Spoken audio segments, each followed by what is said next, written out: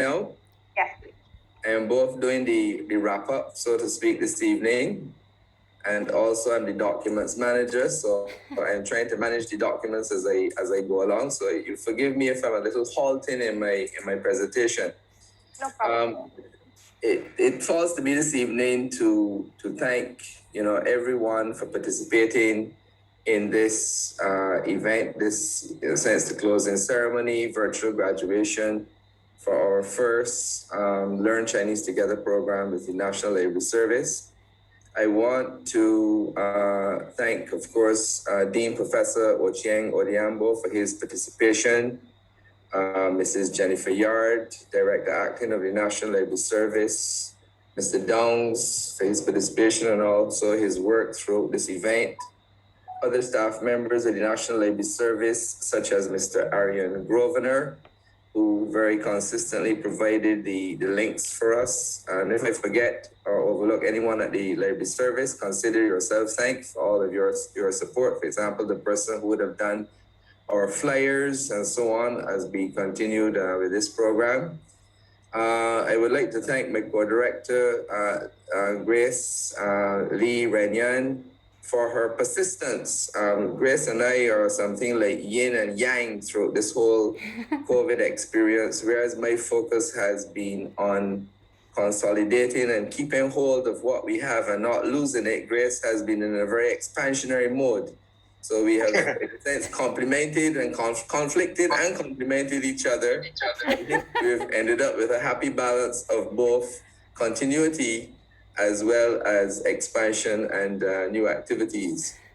I'd like to thank Mr. Zhao, Alex, the senior teacher of the Confucius Institute, for his efforts in leading this course from the beginning throughout. I would also like, of course, to thank Alexandria Payne, the second Alex in the lineup, who did a lot of the work on the cultural aspects of China, and therefore enriched the program immeasurably. There's a general feeling that you can't really learn a language without immersing yourself in the culture, and she provided insights into the Chinese culture, and in fact taught us, certainly me, about a few things I didn't know that actually originated in China. I remember that quite vividly. All the other staff members of the Confucius Institute that helped to make the course, a success. Are you hearing me? Yeah. Yeah. And last but not least, you, the participants who have persisted, kept your hands to the grindstone, so to speak, and gone through all of the ups and downs of this whole COVID generation that we are living through. Thank you for your support and for making this course a success. In my view, it is a success that it has been, and we look forward to your continuing support and cooperation in the months ahead. We would have mentioned to you that you would be getting certificates. I would give me a minute while I share the document, share screen, let me see, and the certificate is there. Share, right? Good. Probably give it a few minutes to load. Are you seeing the sample of the certificate? Is it up yet? Is it up? Yes, it's up. No? Okay, so you will be getting, each one of you will be getting a certificate like this.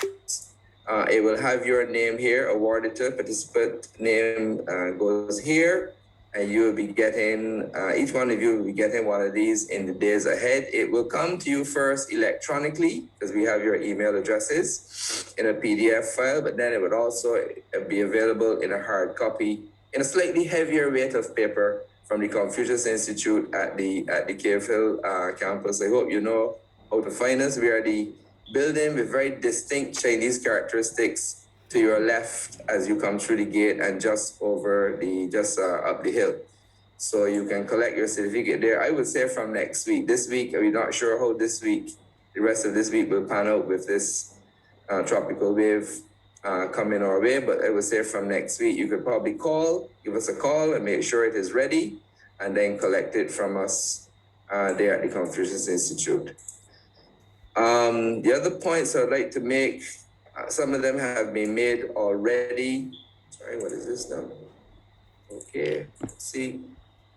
I would like to echo the comments made by the Director of the National Library Service, where she mentioned the impact of COVID. And certainly, COVID seemingly has had a silver lining for us because it moved us into this online mode of delivery. It is not always the ideal, but it is in fact a mode that allows us to outreach. I take, for example, Miss Claudette, who is there. One would not have realized she is there in New York. And I also recall John saying that we had a participant. I don't know if the person was in Trinidad, but we had another foreign participant at some point in time. So this is the wonder of COVID, that with all the difficulties that it has brought to us, and it's probably been a lot more difficulties than benefits. There have been some benefits. It's definitely moved us into this online mode and allowed us, therefore, to expand our programs to people in the areas where we did not necessarily contemplate initially. As you would all have been told before, we are making plans. We're going to work out the details with the National Library Service towards the resumption of this class at the beginning of the new academic year, 2021-2022, sometime in September, date to be set. And also, as mentioned, we're looking at two classes, one for persons who will be starting out fresh, so to speak. They may have done some Chinese before, but they will be starting with us for the first time. And also, if you wish to repeat, you're welcome to do that. I heard one participant this evening mention she would be repeating, looking therefore to perfect the knowledge and skills that she has received. But for those of you who feel you're ready to move on to a higher level, we're looking to introduce the second class for the continuing students. And you will hear from us, I would say in the first instance, possibly by the WhatsApp link that I know is established, and also through email contact. And we are looking forward to you helping us to spread the word about the course, and the courses as they come back up in September, to your friends and your family, to encourage them to also participate. I do invite you to stay in touch with us. I know there's a WhatsApp group, so stay in touch with us over the coming summer holiday. We will have some activities ongoing, not as much or as frequently as before, but stay in touch with us. It is a way of keeping, maintaining use of your Chinese and keeping abreast of the Chinese language and culture. And I'm going to say this one very carefully because I don't want you to hear it as a promise that the Confucius Institute is making, except insofar as I can promise you that we will see if it is possible. I should back up by saying, prior to COVID, we have been mounting every year what we call the summer camps. Summer camps, the last one was held in 2019.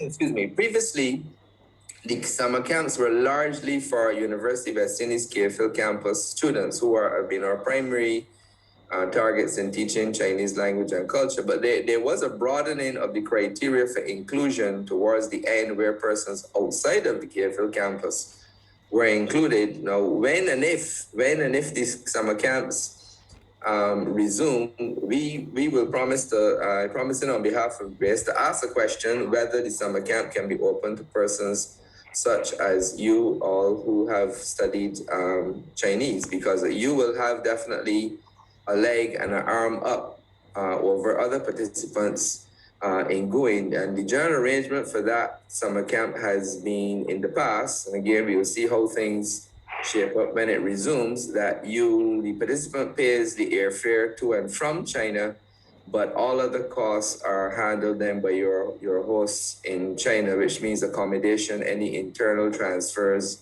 and also meals there.